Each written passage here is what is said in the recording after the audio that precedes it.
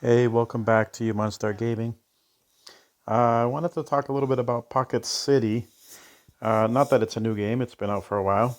But I'm pretty excited because Pocket City 2 is going to be coming out. I'm not sure when. The last time that I heard an update from the designer, or read an update, said that he should have a beta by the end of the first quarter of this year. So I'm thinking that probably by the end of February, something like that. That's just a city that I've been working on my tablet. Although I do have a different city on my phone. I think it's the same thing, but a little more progressed. And I like this. I love city games. As you've noticed, I play Dominations. I played SimCity Build It pretty heavily for a little while. Um, but I kind of got a little bit annoyed that a lot of games like that require you to basically manufacture different items and products and things like that to be able to grow and do things. So if you're not good at being productive with those things, it really can slow you down. They do have social aspects to it, so you can trade or you can sell, things like that. But it basically is forcing you to collect all these goods to upgrade or make new buildings, which kind of makes sense that the economy is going to help you, but it doesn't make sense either because what is like tape or wood or donuts or whatever? How is that supposed to help you make a building? But either way, I found it extremely fun, but it was also very stressful because you constantly felt like you had to contribute to the alliance. You constantly felt like you had to um, optimize at all times. You had to participate in events and different things like that. And then the further you got along, the harder it became to make the goods that you needed to make. And it was a little frustrating because you would do all those things, and then you'd still feel like you were behind, or there'd be different things popping up that would kind of get in your way. Um, so over time, I got a little burnt out. Not that the game's bad. Some city build it. There's Heyday. There's Township. There's a bunch of games. They're all kind of follow the same kind of freemium style of things. Let's see. Oh, there's a little robber or thief or something wandering over there. And it's fine. That's the way the game is. They're meant to be social. They're meant to get you involved with other players in the game. Um, you help me, I help you. Let's do that, which is awesome. But there are other games out there. This is one of them that I enjoy. This is very casual. I'll show you over here. When you want to build a little section of the map, you hit zones. There's three different types of zones. Let's see. I'm going to build a little bit more right here. And you hit yes, and boom, it automatically builds itself. Uh, in a lot of the other games, you can get specific type of buildings. You can kind of put them here and there. I think Megapolis is one of them that is super detailed. There's all kinds of buildings, and you kind of have a inventory of hundreds and hundreds of buildings that you can put down and make it look really neat. But that one gets out of hand very quickly, where there's way too much space to build, way too many goods required to build things up. You have to have a friend list. A lot of these you have to have friends, or many friends, for them to help you. What's going on over here? Great. All right, so let's go to, trying to remember where it is, if it's in stats. Nope. Disasters. Where's it? Report. Oh, rebuild all, because of the thunderstorm destroyed all that. So that's going to rebuild. Um, and they all require you to be pretty active, have a ton of friends on your friend list so they can donate or help you out. But you also want to help them out. Um, This game is not like that. This is a game where on Android, there's a free version that gives you limited options. I think it's like a small map, uh, things like that, just like a smaller amount of stuff that you can do. And then there's a paid version, which I think at the time was about $5. I don't think it's much more than that now. And on iOS, I think it's also about the same price, and there is no free version on iOS. But this was all made by one designer, um, which is awesome. I always value stuff like that when somebody puts the time and effort to do these things on their own, their own creativity, their own passion to do stuff. So I've done a lot in here, and I'm not even close to being done. Over the years, he's added more to the game. This is a large map, but let's see. Oops, skip. Region. So I'm right there, right in the middle. If I were to actually complete this whole map, I'd be completing um, all these 9 sections. Um, so I have still way, way, way more to go, and I believe that you can transfer funds from one to the other to help you out, which is nice. But the cool thing about this game, and the whole reason this guy made this game, was because he loved city building games. And obviously, mobile is fun, but he didn't like the microtransactions. He didn't like, you build something and it takes minutes, hours, days. There's nothing wrong with that either. That's part of the way games are set up. But games like Dominations, games like Clash of Clans, games like SimCity Build It. There's going to be a ramp up, and the further in the game, the longer things are going to take to build or to make. This guy says, you know what? We're going to basically give you sort of a PC experience where you buy the whole game and everything just gets built basically in real time, not in waiting time, and lets you kind of grow and build however you want. So the reason I'm really excited about Pocket City 2, from everything that I've seen, he's improving the graphics. It's still going to have this kind of look to it, but it's going to be uh, 3D. These are all 2D. You can't really move any of the buildings or rotate them or anything like that. So he's going to use a slightly different engine to make everything 3D. You're going to be able to rotate the screen, with your fingers instead of just zooming in and out. There's going to be a first-person view, so you'll actually be able to look as if you were a pedestrian going up and down the streets. I think he's working on having your own avatar. So your little avatar is still going to be running around doing whatever they need to do, but you can jump down and do that. Because you're going to have a closer ground view, um, you'll have a lot more people also wandering around. Um, a lot of them are going to be random, just whatever, but there's going to be others that you're going to be able to interact with. And that's kind of how the quests are going to go. So right now you have quests depending on the level that you're on. And then you have these different quests here. You achieve them, you get either money or XP. Very straightforward. Um, it's a game where if you played it 5, 6, 7 times, kind of played it all the way to the max level, you kind of know what to expect. But there are, different modes from easy, hard, and then really, really hard. Basically, they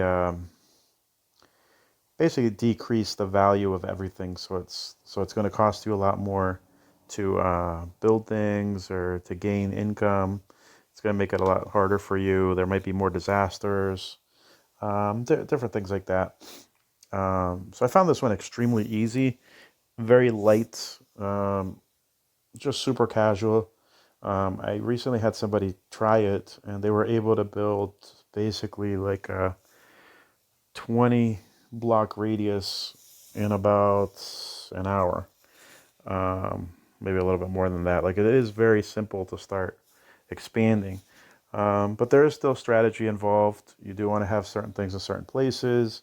You want to keep an eye on your water, electricity, things like that. Later, it's your economy. You want to have farms, have the mountains producing stuff for you. Trains, you definitely want to have enough medical response, fire response, and police response, things like that. And then you want to keep an eye on the happiness of your people, how much income you're getting, how many people overall you're getting. So even though there is a lot of depth in this game, maybe a little bit more than you would think, it's very easy to learn, and the ramp up of things, which is usually with the quests, are pretty easy. Nothing's like super difficult in this game. That's one thing that I found that I wish improved. I'm not saying that there's anything wrong with it because it is a very light game, but I wish there was one more layer of depth, making things a little bit harder. Um, Maybe adding a few more options, a few more features, instead of just repeating the same kind of things here and there. Um, which is, like I said, there's nothing wrong with that. This isn't supposed to be a super complex, like super realistic type of city builder. If you want something that works kind of like this, but with a lot more detail, a lot more buildings, it's probably not going to look as pretty as this. I would definitely recommend Theotown. But that one, you really have to pay attention to what you're doing. You'll quickly run out of electricity. You'll quickly disconnect things. The traffic in that one is brutal, so you have to really pay attention to that. And it's more realistic. They say that that's a closer experience to SimCity from like almost a decade ago. Um, but I like this. This doesn't stress me out. It's super cool. Little dudes still wander around doing what they want to do. Um, I focus more here of like, okay, I want this area to be residential. I want this area to be businesses and things like that. I want to have them have these fun things to do. So I think this gives you plenty of variety to basically lay things out in a very pleasing way, in a very easy way. And I enjoy that. I enjoy being able to see your progression of your city expanding, and it's not taking you ages to just do like 3 streets. I like that this moves pretty quick. You can quickly start seeing what makes you more money, what doesn't. Do you need more banks? Do you need more of this? Do you need more of that? I love it. Um, but at the same time, I'm ready, and so many people are ready for the second version of this game, Pocket City 2. I think it's going to be amazing. I'm a little nervous that he added so much detail, because now it seems like if you have buildings close to the water, they're going to respond a certain way. If you have buildings closer to the mountains, they're going to respond in a certain way. I believe there is night and day, and that's going to affect the business basically. So like maybe at night, a lot of the businesses that produce income for you are not open at night, versus a lot of the businesses that are open at night will produce income. So that's going to be a whole different thing. I think that there's also going to be seasons, from what I recall, and there's certain businesses that are seasonal or work better in different seasons. I'm thinking, and I could be wrong, but I'm thinking the map is going to be even a little bit bigger. Um, I'm not sure the dimensions, if the buildings are going to have the same kind of dimensions. I believe there's going to have more variety of buildings too, so you're going to see a lot less duplication of stuff. Um, from what I saw, there's going to be more vehicles. They're gonna drive more realistically. There's going to be a lot more people walking around. Like I said, you're going to be able to rotate it. Uh, the artwork seems like it's going to be a lot nicer. If you look at these buildings right here, they're they're nice. They're cartoony, but they're very generic. Um, I think the dimensions are going to make more sense in the newer one. Like the house is going to be over here. There's going to be a little bit of area of lawn. There's going to be like street lamps and things like that, which I do see here, but everything's just going to look a little bit more polished, a little bit more detail. Even the characters walking around, like these ones, you can hardly tell anything. You're going to be able to zoom from what I can tell, you're going to be able to zoom in a little closer, and you're going to be able to see what's going on a little bit with more detail. The terrain is going to look interesting too. I know in this one you can change the terrain here. You can do that. But from what I've noticed, it's going to look a lot more realistic. It's still going to have this type of look, if that makes sense, with these kind of like tones. Um, but it looks a lot cleaner, a lot more polished. There's going to be a lot more involved. There's going to be a lot more quests. Um, I believe there's going to be like main quests for the storyline or how you level up. But there's also going to be a lot of like small quests that you might come across just from finding people around the map. Um, so there's going to be a lot of little mini quests that you're going to be able to do. Um, so I think it's going to keep us more busy, more entertained.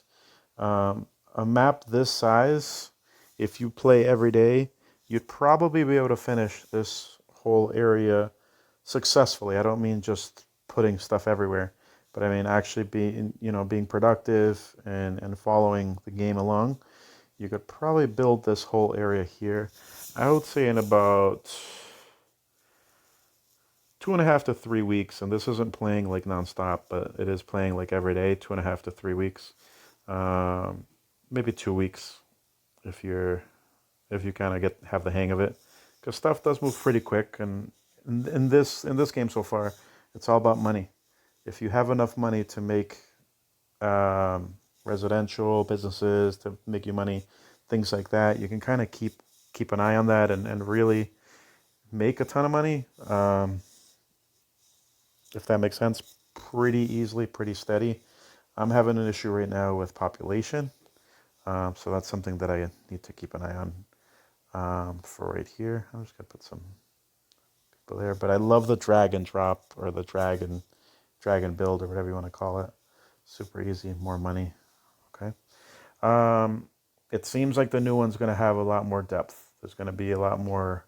Oh, see, now I'm losing money. Great. Um, there's also going to be a lot more reports in the new one. You're going to be able to really see what areas that you need to work on. I think there's going to be like different policies that you can implement, way more than you can in this game. There's going to be a lot more decision making that's going to affect things like taxes, happiness, and there's going to be pollution. There's going to be a lot more involved. But yeah, anyways, I'm rambling on and on and on. But basically, I'm excited. I can't wait for the new version to come out. If you do a Google search for Pocket City 2, it will take you to that guy's website. He has a blog running, and he updates every month or a couple of months or something like that. I believe he's on Twitter, and he posts things on there a lot more regularly. But if you like city games, you've never played this before, and you like casual city games that aren't going to stress you out, you're going to be able to build as you go along. You're going to unlock new things as you level up. Right now I'm only 87. I haven't even beat this one yet or got close to the max, because it does take a little while to be effective. Um, Definitely try out this game. Very, very, very fun. The one thing that this has that a lot of other games don't have is cities. So uh, save up to 40 cities. This is with the paid version, of course. I have all these saves here you can manually save. Sandbox City just lets you play in a confined space, but you don't have the levels. You have everything available to you from the get-go. This is the cool thing, the cloud saves. So you can upload your city to a public server, and then you can give your friends that city ID number, and they can download it, which is amazing. Not that this game is multiplayer, because it really isn't. I don't know if there's going to be any kind of multiplayer in the new version. Maybe there is in some weird way, or who knows what. Maybe you can exchange goods, or when you ship internationally, you ship to a friend. Who knows? Um, I'm not sure. But this is really cool that you can make a city that you're really proud of, even though it's kind of a one-player game. You can send it to your friend and be like, "Hey, I built this city, check it out. Or, hey, I built this city, but I'm having struggling with this, and this. Can you help me? They can do it. They can save it, and then you can re-download it. So I like that. That's so unique, and I think because of the graphics here, it doesn't take up that much space, which is why you have that ability to do that, to share the game, share your city, and yeah, a lot of good stuff here. Um, Fantastic game. But I think myself and a lot of other people are ready for part two or version two, because I think it's going to be an amazing, amazing city game, where you're actually going to want to spend time on your streets. You're not going to be, focused only on building and this and that. I think you're going to want to wander around and see what kind of neighbors you have, what kind of people are living there, if there's any little quests, if there's anything else you can work on. Maybe this area over here, people are super happy, but on this area over here, people aren't. I'm just excited. I think the guy did an amazing job with this game. uh, I love that there's no microtransactions. That's always a plus as long as the game is good, and the game like makes sense not having microtransactions. I love that you don't have to wait forever for things to build. They just kind of move along at a nice pace, and that it's casual and that it's fun. So I don't know when I'll make another video, but I really hope that when the beta comes out, it is available, and maybe I'll try it out or something like that. But I'm thinking in the next few months, you might see more from me, and hopefully I will be showing a little bit more of the new one, Pocket City 2, or at least talk about it more. So thanks for watching.